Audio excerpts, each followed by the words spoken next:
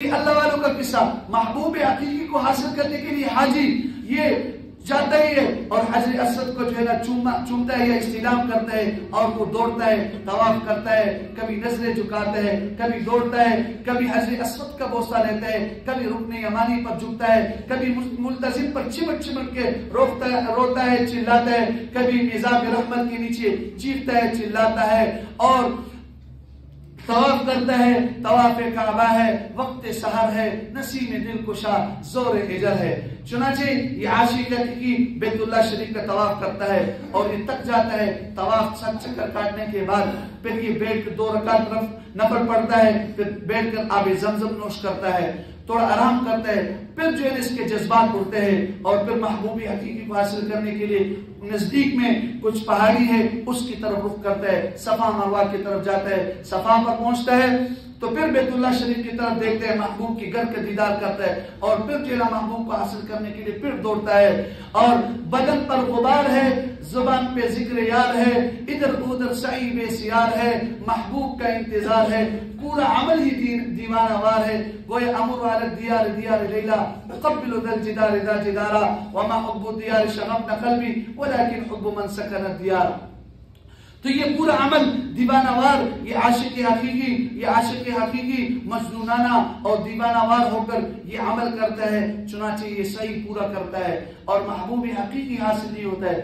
چنانچہ یہ مدینہ منورہ کی طرف رخ کرتا ہے کہ جس ہستی نے مجھے محبت اور عشق کے میدان پہ یہ اتارا ہے اس ہستی کے پاس جاؤں اور اس سے پوچھوں کہ بھئی یہ محبوب حقیقی کو حاصل کرنے کا کیا طریقہ ہے۔ چنانچہ یہ مدینہ المنورہ آتا ہے اور نبی علیہ السلام کے مسجد کا دیدار کرتا ہے، روز رسول پر جو ہے نا حاضری دیتا ہے، سلام پیش کرتا ہے، آپ علیہ السلام کے منبر محراب کو دیکھتا ہے، آپ کے اٹھنے بیٹھنے چلنے پھرنے کی جگہوں کو دیکھتا ہے اور آپ کے راہ وفا میں گردنیں کٹوانے والے صحابہ کے قبور کا مشاہدہ اور زیارات کرتا ہے اور کچھ نئی تعلیمات حاصل کر کے دوبارہ محبوب حقیقی کو حاصل کرنے کے لیے مکہ المکرمہ پہنچتا ہے اور پھر مکہ مکرمہ میں بیت اللہ شریف سے زرحج کر کے وادی الصحراء کو کرتا ہے۔ چنانچہ یہ میدان عرفات میں جاتا ہے اور پورا دن میدان عرفات میں تپتی ہوئی دھوپ کے سامنے اور یہ کھڑا ہوتا ہے اور روتا ہے اور چیختا ہے، چلاتا ہے، شام تک دعائیں مانگتا ہے، گڑ گڑاتا ہے تاکہ محبوبی حقیقی حاصل ہو جائے۔ چنانچہ پھر یہ رات مزدلفہ کی طرف جاتا ہے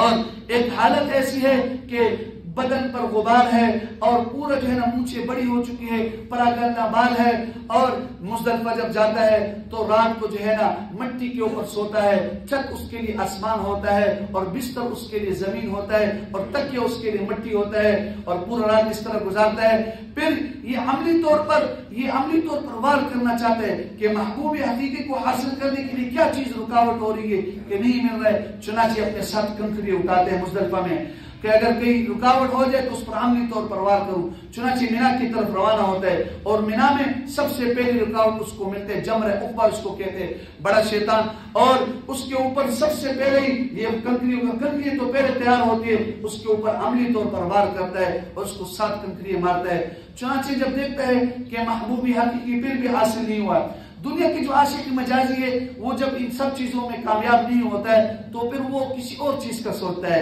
وہ خودکشی کا سوچتا ہے کہ میں محبوب کی تعریف کی، کیا تعظیم بھی کیا، مار بھی لٹایا اور اس کے لیے کھانے پینے کو بھی چھوڑ دیا، پھر بھی حاصل نہیں ہوا تو خودکشی کی طرف جاتے ہیں۔ لیکن یہ جو محبوب حقیقی کو حاصل کرنے کے لیے عاشق حقیقی ہے اور عاشق صادق ہے، یہ سوچتا ہے کہ بھائی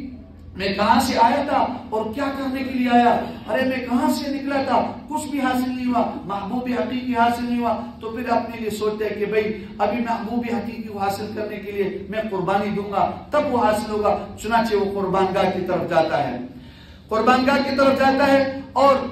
قربانی دینے کے لیے اپنے آپ کو ذبح کرتا ہے، چھری اٹھاتا ہے، اپنے آپ کی قربانی دیتا ہے، ادھر محبوب حقیقی کے وصال کا پرتو ہو جاتے ہیں، اس کی رحمت اس کی طرف متوجہ ہو جاتی ہے اور کہتے ہیں کہ اپنی قربانی مت دو، اس جانور کی قربانی دے دو، گویا کہ تم نے اپنی قربانی دے دی۔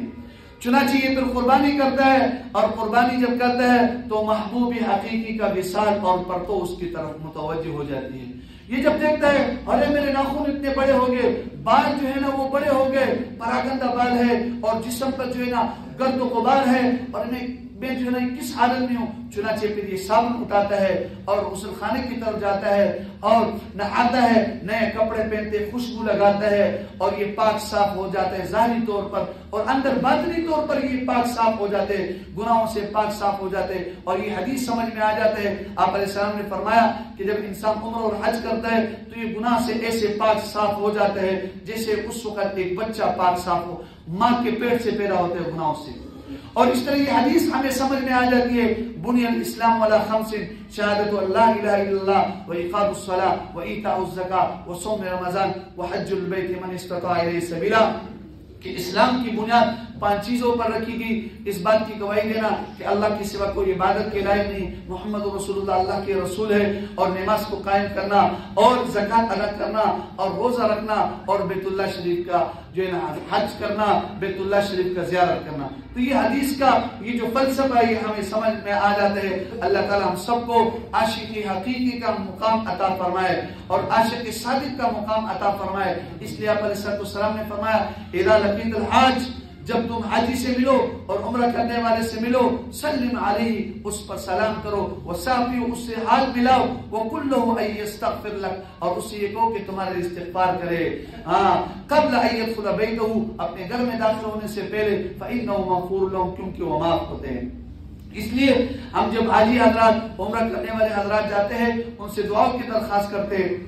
یہ دعا یہ رسمانہ طور پر نہ کہا جائے، اس کو اس پر پابند کیا جائے کہ بھئی میرا نام لے کر دعا کرو کہ اللہ پاک مجھے بھی توفیق دے۔ اور یہ حقیقت ہے، آج کل لوگ عمرے کے لیے اتنے زیادہ جا رہے ہیں، حج کے لیے جا رہے ہیں۔ پہلے زمانے میں گاؤں میں علاقے میں ایک آدمی جاتا، وہ بھی کئی سالوں کے بعد ایک چرچا ہوتے کہ فلانا حاجی صاحب جا رہے۔ آج اب دیکھو اتنے غربت کے زمانے میں بھی لوگ جا رہے ہیں۔ اس کی وجہ کیا ہے؟ اس کی وجہ یہ ہے کہ وہ حاجی جب ملتے ہوئے اس سے ملتے ہیں اور جاتے ہوئے ملتے ہیں اور واپس آتے ہوئے اس سے ملتے، اس سے دعا کی درخواست کرتے ہیں۔ اور اللہ کی شان جو بھی خاص مقامات ہے، طواف کے دوران ہو گیا، چاہے وہ ملتزم ہو گیا، چاہے میزاب رحمت ہو گیا، چاہے وہ رکن یمانی ہو گیا، چاہے صفا ہو گیا، چاہے مروہ ہو گیا، چاہے روز رسول ہو گیا، ان مقامات پر جو ہے نا وہ حاجی کو وہ آدمی نظر آتے ہیں جن سے ملاقات ہوئے، اور وہ پھر دعا سب مسلمانوں کے لیے کرتے ہیں، لیکن وہ آدمی اس کے سامنے نظر آتے ہیں، پھر اللہ پاک اس کے نصیب میں بھی کر دیتے ہیں۔ اللہ کو محتاج نہیں ہے پیسوں کا، اللہ پاک بغیر پیسوں کے بھی جو ہے نا عمرہ کرا سکتے ہیں۔ ابھی عمرے میں میرے ساتھ ایک آدمی تھا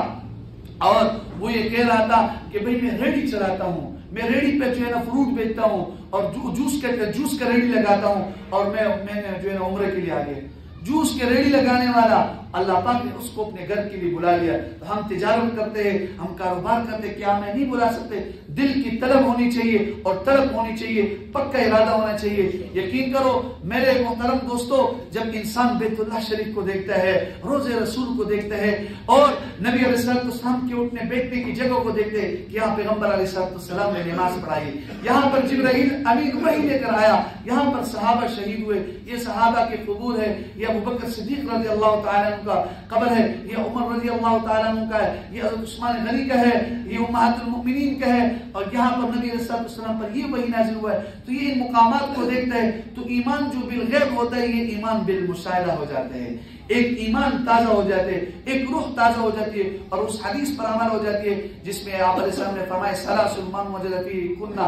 حلاوۃ الایمان، 3 چیزیں انسان کے اندر جب ہوگی تو وہ ایمان کی حلاوت پائے گا۔ اس میں ایک چیز یہ ہے کہ وہ کفر میں جانے کو ایسے ناپسند کرے گا جیسے آگ میں جانے کو ناپسند کرے گا، کفر کی طرف تو سوچے گا بھی نہیں۔ تو انسان کے ایمان تازہ ہو جاتے ہیں اور ایمان بالمشاہدہ ہو جاتے ہیں۔ اللہ تعالیٰ ہم سب کو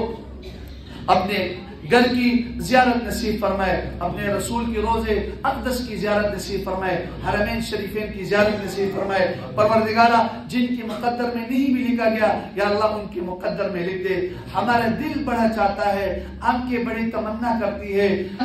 یہ بڑا چاہتا ہے کہ یہ جبین روزے رسول کے سامنے وہاں پر نمازیں پڑھتے ہوئے ٹک جائے، رسول اللہ صلی اللہ علیہ وسلم نے جہاں پر نمازیں پڑھی وہاں پر ٹک جائے، اللہ کے گھر کے سامنے ٹک جائے۔ اللہ تعالیٰ ہم سب کو اس پر عمل کرنے کی توفیق نصیب فرمائے۔ وآخر دعوانا ان الحمدللہ رب